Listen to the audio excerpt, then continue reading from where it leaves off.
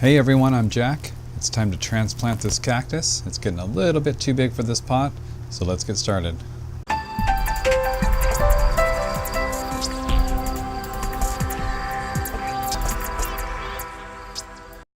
So you might remember this cactus. This was one of the ones I did where I took the straw flower that was hot glued on it.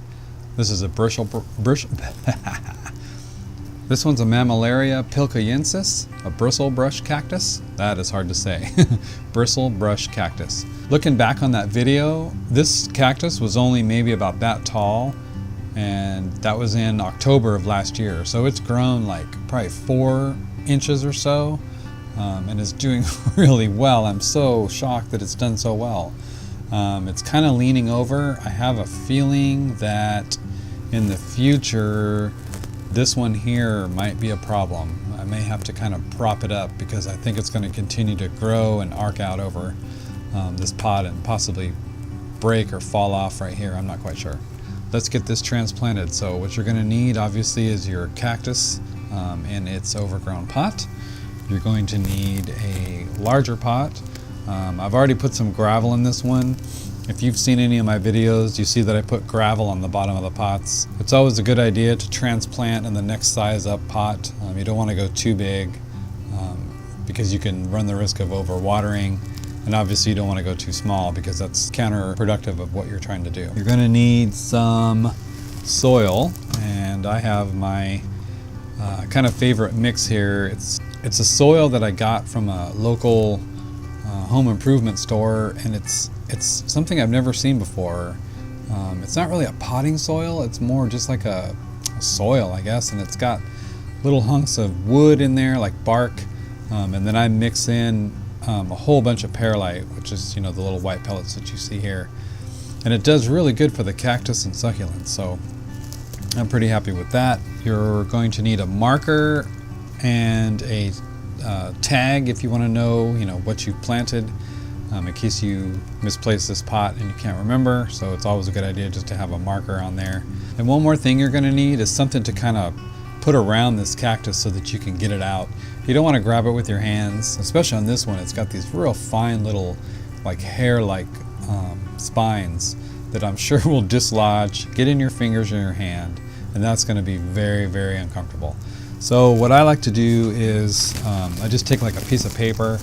Here I have just a brown piece of paper. It's nothing special. You could use newspaper. You could probably use like a piece of notebook paper. A real thin piece of cardboard would work too. And what you want to do is you want to just wrap it around the cactus like this, and then just carefully grab on the ends here. And if you needed to, you could give it like a little roll. And that way you can just kind of handle this cactus without hurting it or yourself. So what I do is I just take a handful of the soil and put it in the bottom, and you kind of have to guess like how big these roots are going to be.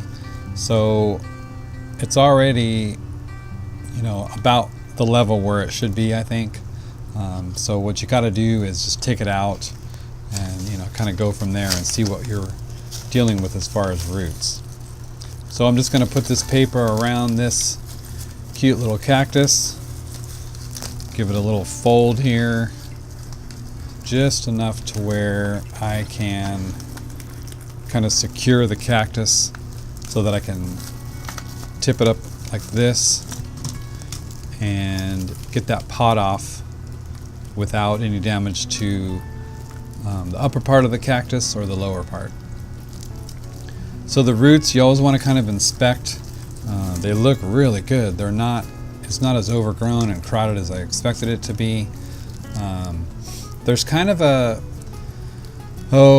mixed opinion about what people do with this root ball. Some people kind of carefully crumble it apart. Some people take some water and squirt on it to break them apart. Other people maybe poke a hole towards the bottom just to kind of get it to do a little bit of separation on the bottom. I don't like to do any of that. Now I used to back in the day. I would rinse this off with water and get all this dirt off and expose those roots. But I found that doing that stresses it more than just taking it like it is, setting it in a new pot and putting some new dirt around it, and letting the roots kind of stretch out the way that they want to, the way the plant feels like it needs to. So I don't do that anymore. Now you can if you want to. There's really no right or wrong way. It's just kind of your personal preference. So then I'm just going to take this and carefully set it in and kind of eyeball. Let me move this so you can see. You kind of eyeball top surface of the soil, and it's right about on the top of this pot. So I might have a little bit too much dirt in there, at least in the center. So what I'm going to do is put this back on, and I'm going to carefully pick it up again, and I'm going to pour a little bit back into here, and then I'm going to kind of make a little bit of a well in the center, just to kind of have that root ball sit down a little bit more. Let me see how that looks. There, that's a lot better. So now what I can do is kind of push down from here carefully and just get it to seat into that soil. I'm going to turn it sideways to kind of make sure I can get it centered as best I can. So somewhere in there. Now it's lopsided over here. So about there is where it's going to go. So then you can just start putting in your soil. So here we got this little handy dandy shovel that I got from a subscriber a while back, and I'm just going to fill this pot up. And as you do, you kind of want to carefully press that soil down just to kind of get rid of any air pockets that might happen. You don't want to push too hard, but you kind of want to, get it kind of packed down in there.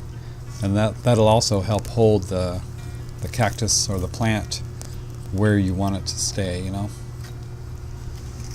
So as we turn the plant, I'm just going to put in some more. Give it a little pack. Put some here. Yeah, I'm really happy with the way this has grown, and just absolutely zero effects from having that stupid straw flower glued on it. I didn't expect it to get quite this big this fast. I thought maybe it was a slow grower, but it has completely fooled me. So it's inside on my grow rack that has a grow light. I now have 3 grow lights on my rack because it's becoming more and more crowded. I'm going to do an update video on all the cacti and succulents that I have, and I will do that update video soon, and that way you can see the rack and the lights and how everything's doing under them.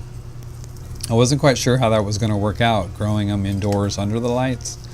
When I kind of started it, there wasn't a whole lot of videos out there about it, but there was some, but not a whole lot of information. But now, doing it for almost a year, I can say that it's very possible and successful to grow them indoors under grow lights. So I'm almost done. I'm just going to kind of put in some soil where there's some holes, gaps. Take this and kind of get it off the bottom of the bristles. I don't like to have soil up too high on the base of the cactus, and if any gets in the bristles, I'm saying bristles because it's a bristle brush, any gets into the spines, I like to take those off. It just seems like it would be kind of an irritant for it to have it on there. So now I'm just going to fill out this little tag. Alright, so here's some pea gravel, and I went ahead and rinsed it. You want to kind of get all the dirt and the nastiness off. A lot of times when you buy these bags, they're like a 50-pound bag, and there's a bunch of dirt and sand and yuck on them. So I just rinse them off, get all that dirt off, and plus I think it makes it look a little bit pretty. So I can use this little shovel to kind of put this on here. You don't need a whole lot. I put on just enough to cover the soil. And I try, like with the soil, I try not to have it touch the spines. I don't think that they appreciate that.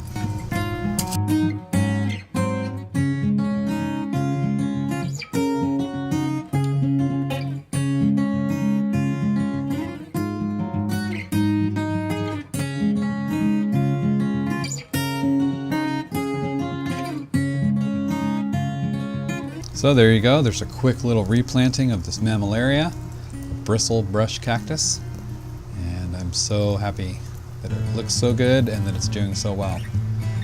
So I hope you enjoyed this video. If you did, I'd appreciate you to click that like button for me. If you haven't already, consider subscribing, and if you do, click that bell next to the subscribe button so that you'll know when I put out a new video. And until the next time, thanks for watching.